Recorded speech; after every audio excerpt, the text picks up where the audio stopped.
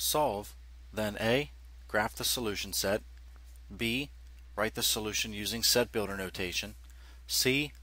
Write the solution using interval notation. We are given the compound inequality 6 minus 2n is less than 2, or 6 minus 2n is less than 4. And we're going to go ahead and solve each of these inequalities independently. On the left hand side, I will subtract 6 from both sides, giving us negative 2n is less than 2 minus 6, or negative 4. Or on the right hand side, subtract 6 from both sides, negative 2n is less than 4 minus 6, which is negative 2. Now we'll go ahead and divide both sides of the inequality by negative 2, and when dividing by a negative, we have to recall to flip the inequality symbol. Multiply or divide by a negative, we need to flip the direction of the inequality symbol. So when we divide both sides by negative 2, we'll get n is greater than positive 2, or dividing both sides by negative 2 and also flipping the inequality symbol, we get n is greater than positive 1. And we're going to go ahead and graph our compound solution.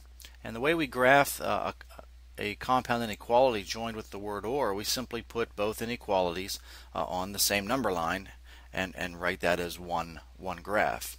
So what does n is greater than 2 look like? N is greater than 2 would be a parenthesis at 2, meaning 2 is not included, and we'll shade everything greater than 2.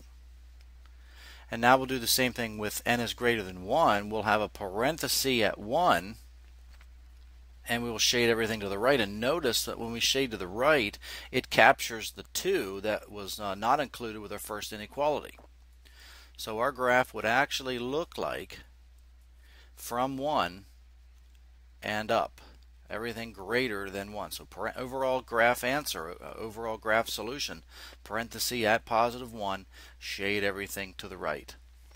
Now we'll write our solution using set builder notation. This would be the set of all n, since our variable is n, such that n is greater than 1. Our interval notation solution, notice we're going from 1 to positive infinity, not including positive 1.